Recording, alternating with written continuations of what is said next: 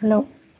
Today I'm going to today my fellow mates Astrid and I, Neha Pramanik, are going to represent the electricity load prediction using deep learning approach. For this, we have considered the two base papers. One, our state of art paper is with meter electricity load prediction using CNN and BILSTN. We have done the implementation and got better result than in this state of the art paper. So our model is basically we are done on LSTM and RNN.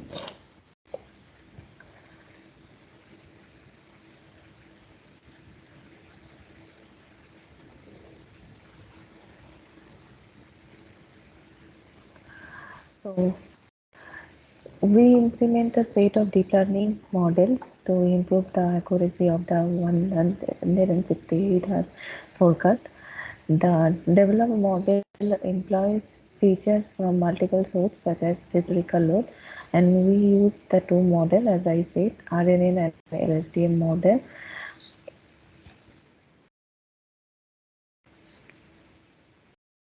So the methodology is first that we have read the dataset. We use the pandas library to read the uh,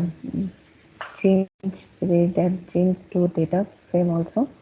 Then we normalize the data, and for that we use the min max scalar function from sklearn module and split the database into training and testing. We have used split into 80% of the training and 20% for testing. Then train the model and fit it. We just multiply the total number of rows by 80% of training and the remaining for the testing. Result, we use the four matrices R2 score, MAC, RMAC, and ME. That is the root mean square error, uh, mean square error, root mean square error, and average error. So for that we have used the method. The data source is publicly available and the data is available in hourly records of Panama City from January 2015 until June 2020. We basically wanted to show that because of the lockdown there is a huge difference in the electricity or load for in the city. So from the normal days and the lockdown there is more consumption of the electricity. So that this is clearly visible in results of the load forecasting.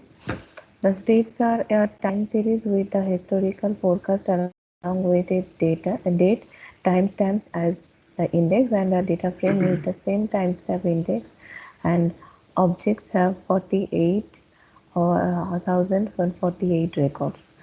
Hyperparameters we have used for this, that is the optimization the Adam, both the cases. In RNN, we have used the 15 epochs, both the cases, and LSTM also. Both the cases, the running rate is 0.003 and the batch size is 50. For RNN, the activation function is standage, and for LSTM, the activation function is ReLU function.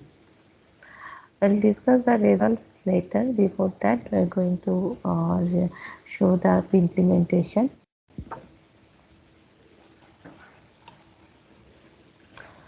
So it's our working directory. So default working directory is the content, and to implement the clean and transform data form from modeling, import the directory, the base directory. So that contains this case study as are framed on predicting the short-term electricity. This forecasting problem is known in the research field as short-term load prediction and forecasting. This dataset addresses the STLF problem for the Panama power system, in which the forecasting horizon is 1 week with hourly steps, which is total of 168 hours. These datasets are useful to train and test forecasting models and compare their results with the grid operator official forecast. The dataset include historical load and vast set of weather variables, holiday, historical load, weekly forecast feature. The main objective is around these datasets are that evaluate the grid operators official forecast, weekly pre-dispatch forecast against the real load with weekly basis, develop, train and test your forecasting model to improve the operator official weekly forecast. In different scenario consideration to compare the result, the following consideration should be kept to compare the forecasting result with the weekly pre-dispatch forecast. So Saturday is the first day of the each weekly forecast. For instance, Friday is the last date. The first full week starting on Saturday should be considered as the first week of the year to number the weeks. A 72 hours gap of unseen record should be considered before the first day to forecast. In other words, next week forecast should be done with record until each Tuesday last hour. So make sure to train and test keeping the chronological order of this.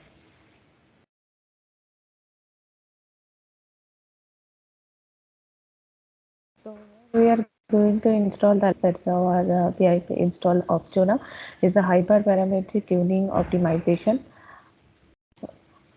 So these are going to be we are going to install these libraries.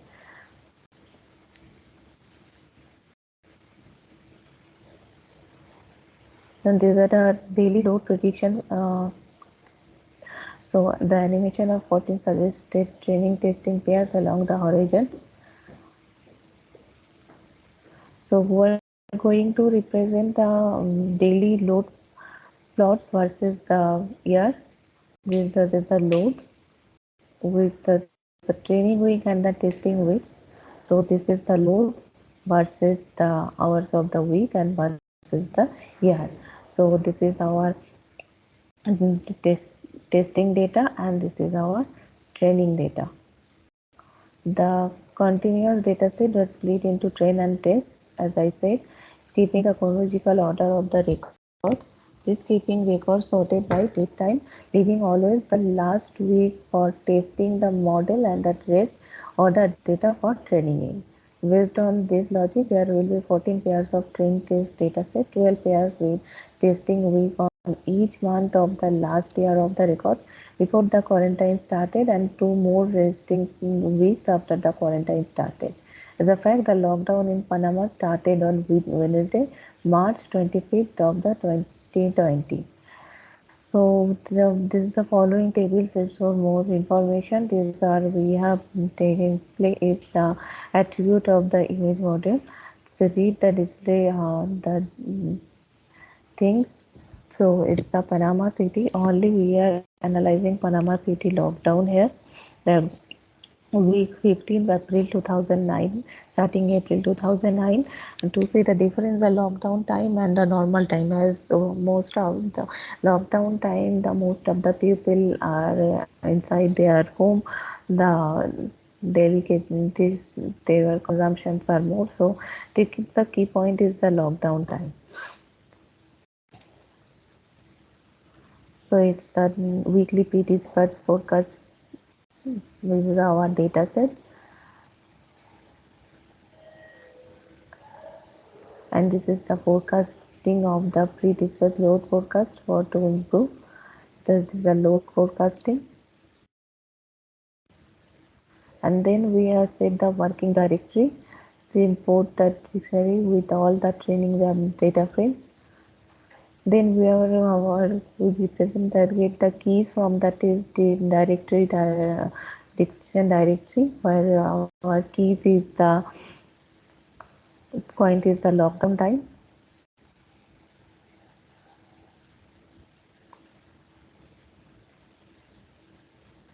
So this is the training and this is the testing part. Then testing is prediction for unseen data. This is a example of the forecast versus the date. Date wise we are forecasting.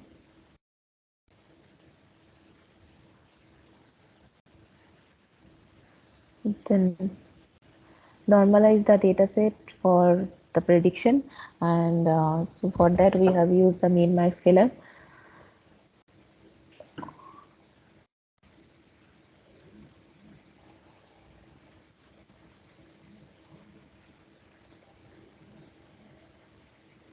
Then we have all the data set will happen sequentially as x and y, and because we are using the LSTM and RNN model, this model is sequential model. Splitting the data set into train and test, we have train and test. So x train in, so we have used in the 80% of the training, and then the rest of the thing is for testing. So x train x num is here with the 80% thing. Then reshape it because we want and uniformity. Next, my fellow mates are just we're going to represent the defined model.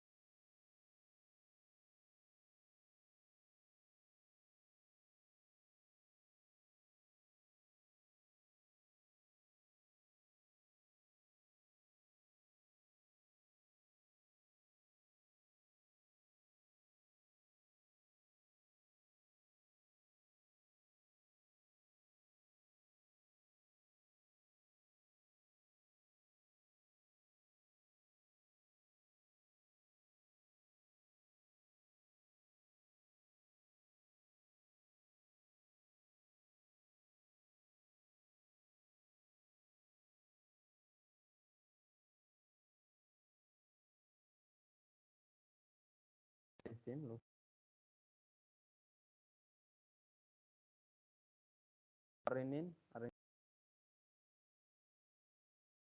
essentially, essentially,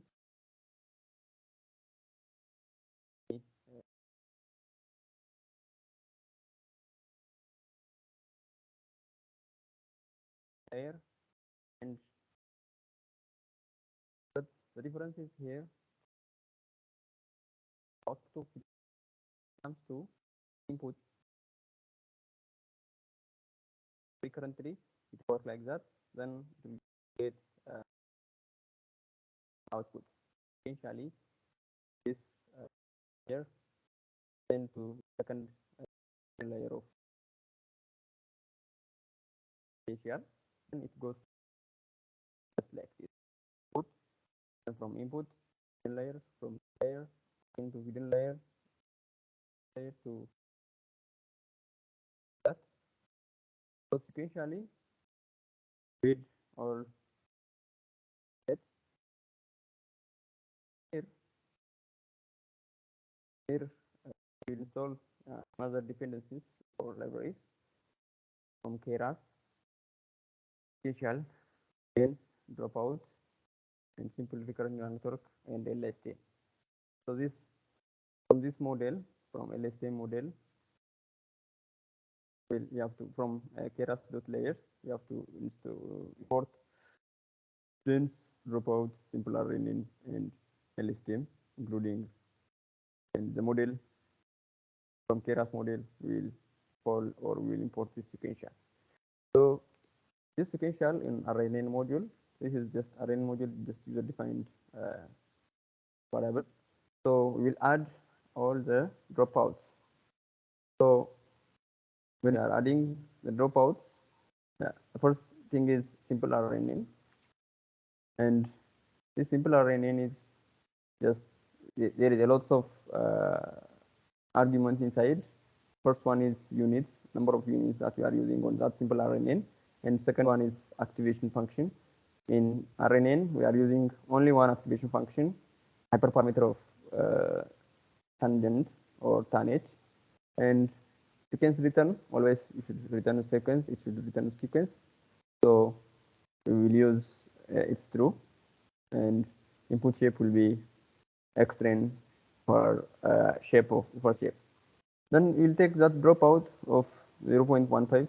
Most of the time dropout it is between 0 and 1. Then activation function for this dropout also we should take same as on the 15 unit. It is 50 unit 50, and we'll take another dropout 0.1 dropout, and for the dropouts we'll take that 15 and another unit for 10 unit, same tanh activation function and 0.2 dropout, and we take just from 0.15, 0.1, then 0.2 in each dense. So when we summarize this one, the model is sequential, as we are taking simple RNN sequential, as we are seeing on the first one, and second one is just we are taking simple RNN, and the output shape will be 20 by 40, and 1680 parameters are there. Like these parameters may be bias and weight.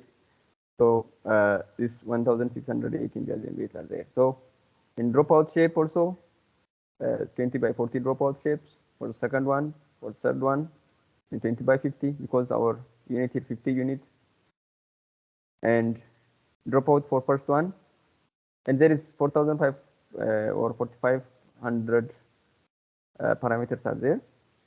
Then just like that we'll get the outputs. So totally when we are adding all these, totally we have 6851 parameters. That is weight and base, and trainable parameters are 6851 and non-trainable parameters are 0. So these trainable parameters means those weights and bias are be updated in every iteration. So that means it's trainable. So when we are taking this compiler, compiling all this RNN model with loss function and optimizer, we use Adams optimizer. Adam optimizer is like that. There is two types of optimizer. Basically, we are using Adams and SGD, stochastic gradient descent. Adams also is a part of SGD, but Adams is very faster than SGD, and SGD is locally unstable than this Adam. So we are taking Adam. So loss function, we are taking mean square error. Actually, as sample, we write mean square error, and there is mean absolute error, mean square percentage error, and R2 or R square score. Also we are using. So when we are fitting the data, so third step is fitting the data. That the data will be fit with X-train and Y-train with the epochs of these times. Epoch is just number of iterations or number of training steps for each iteration. Like here, there is 15 training steps. In each training steps, there is 643 iterations. So our epoch is 15 and 643 on each epoch. So our batch size is 15. Just batch size 15 means there is a sliding window type, because RNN is sequentially. It will take the input sequence by sequence. Taking means in first sequence how many batches will be take. So as on our model, on the first sequence we are taking 50 batch, then second 50 batch, 50. We are taking our batch size 50 or sliding window in short. So on each epoch, on each step of iteration or training steps, we are taking 643 steps, iterations. So on each iteration, on the first epoch, our loss will be, or this mean square error, our loss is a mean squared error. Our loss will be 0.05. On the second epoch, our loss will be 0.141. Then when we are seeing this, our loss mean squared error, as you are seeing, mean squared error is going down, down, down, reduced to zero, almost reduced to zero. See, from like on this 9 step, 0.012, 0.011, and 9.8 times 10 to the power of minus 4. This 10 to the power of minus 4 means there is 4 zeros in front of this 9. And as you can see, finally 0.00008 mean squared error on the 15th epoch and 643 iterations. So our loss will be approached or converges to zero, almost converges to zero. So on each epoch, it will take 48 seconds. On each step, it takes 75 milliseconds per step. So this 643 will be starts from 1 to 643. And the first steps, it takes 75 milliseconds. And to finish all the epoch or all 643, it will take 48 seconds of 48 seconds it will take. Then the second one is the goodness of our data set or the goodness of our model will be led by the metrics that we are take. So our metrics will be R2 score. First matrix is R square score, and R square score means just it's nothing. It's just 1 minus sum of square of regression by sum square of total. So this sum square of total and sum square of regression, if this sum square of total and if this sum square of regression is equal, this will be not equal. Like if it is equal, this will be 1. So our R2 square will be 0. If this is 1, 1 minus 1 is 0. So our model will be very bad if our R2 square or R square score will be 0, means our model will be bad. If R square score or R2 score is 1, means our model is very good model for this data. So our sum of square total should be much greater than sum of square regression. If sum of square regression will be higher or lower than this sum of square total, this will be very small number divided by very high number, means approach to 0. So 1 minus approach to 0 or 1 minus 0 is 1. So our model will be better if we are this variation will be happen. So second matrix is mean absolute error. Just mean absolute error is just the difference between summation of the difference between the actual value and the predicted value. So the actual value minus the predicted value and summation of this actual value minus predicted value is mean absolute error. So absolute value of just like summation of absolute value of y minus y bar divided by number of inputs. This is just mean absolute error. So when we are comparing our result as on with two papers like let's display here.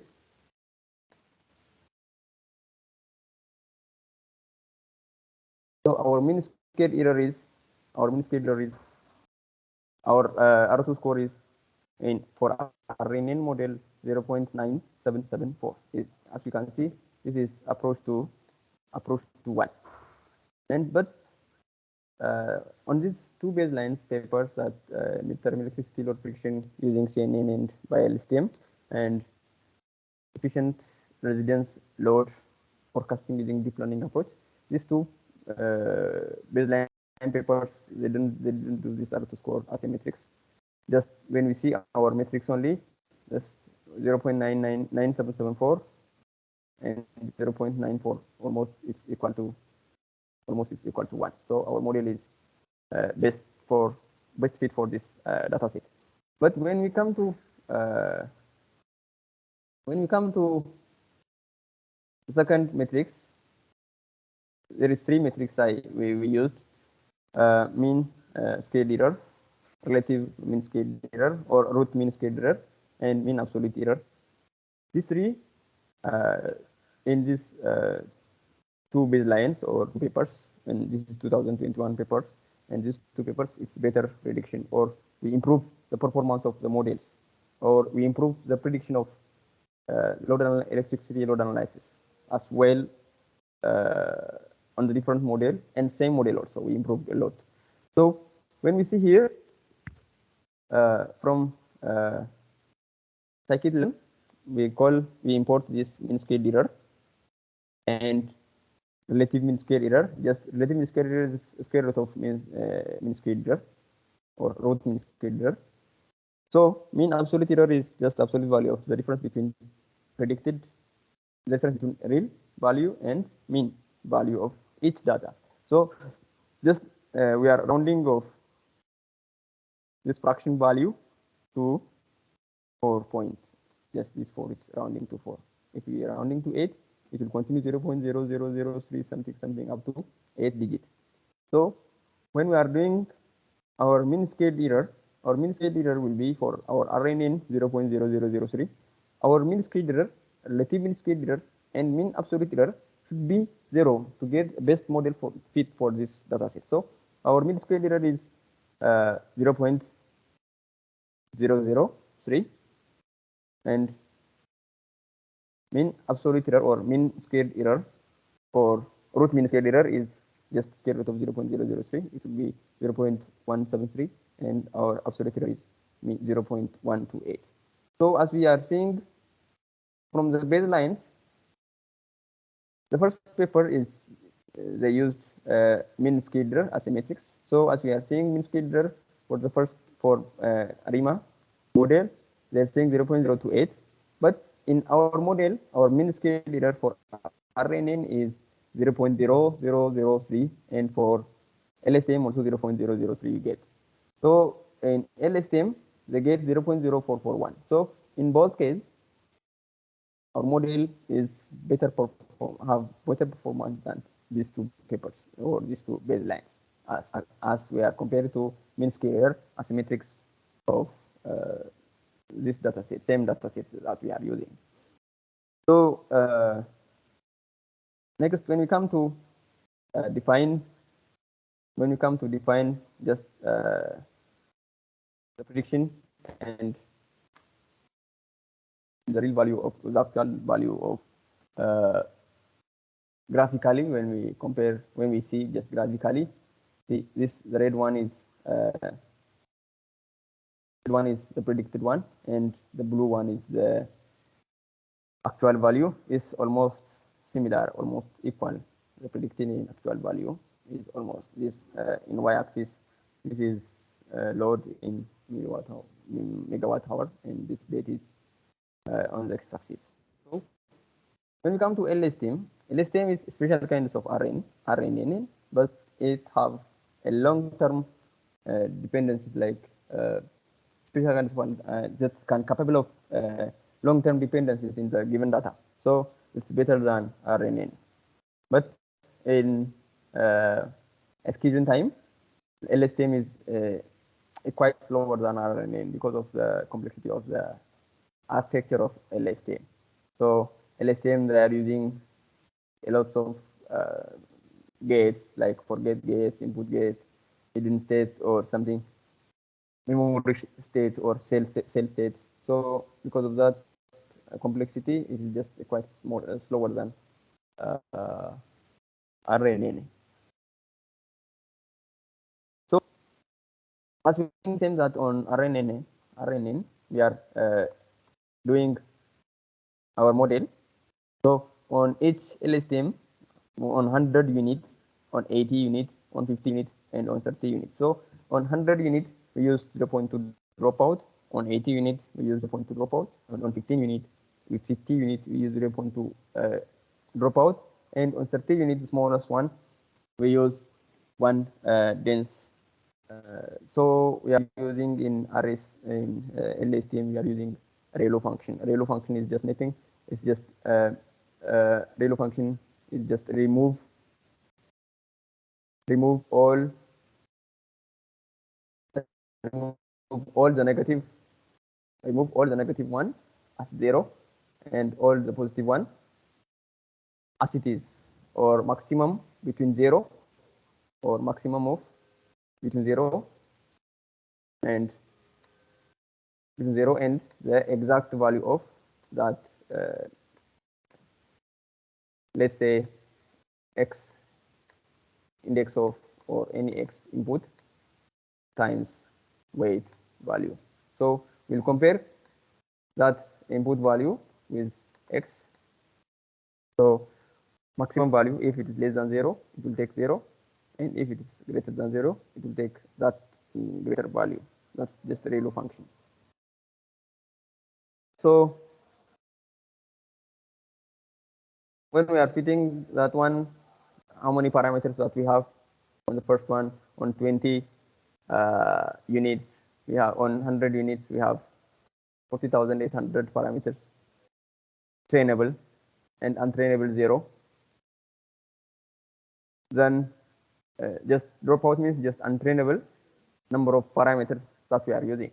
So on LSTM, on the first one, 80 units, and you will get 7,920 trainable parameters. And dropout means untrainable parameters that we have. So untrainable parameters, we have 0 untrainable parameters, and trainable parameters for 50 units is 26,000, and untrainable parameter for 50 units is 0. And finally, in additional, we have totally, we'll add this one.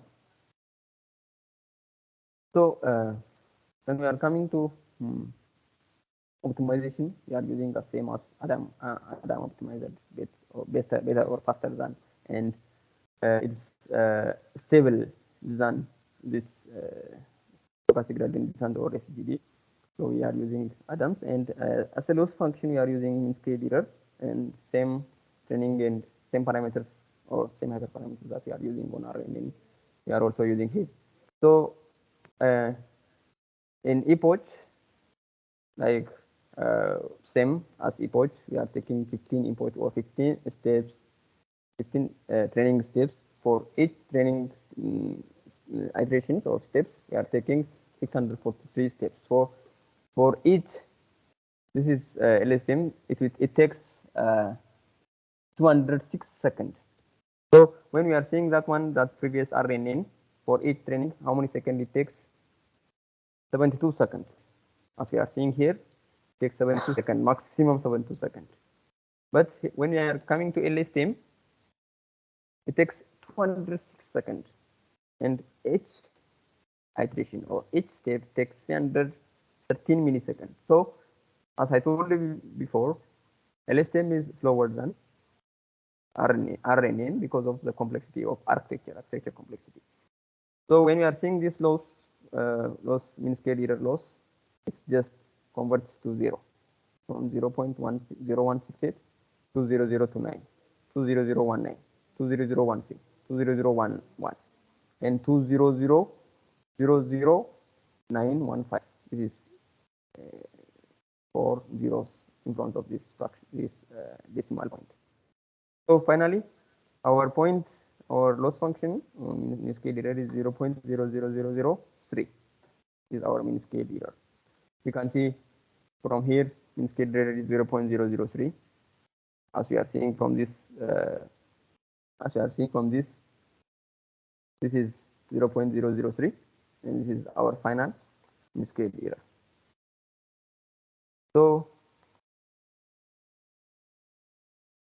when we are bring relative mean square error also, just square root of mean square error 0.173. And when we are calculating this mean absolute error, it just says in LSTM 0.0256. 0.0256. So just we are plotting what the predicted and the actual data sets or looks like. This is the blue one is actual data set in LSTM module, actual data sets, and the pink one or the red one is predicted value of LSTM. So as we are comparing our result based on these four metrics, just this R2 score is no one is using R2 score. We are just using for our purpose, and mean square error as mean square error, relative mean square error, and mean absolute error. All this one is better than our performances. Our result is best performed than our baselines. So as our standard rule of this deep learning approach, our performance is best performed than these two baseline papers. So it looks like this. Anything left? Okay. Okay. We are finished, sir. Thank you.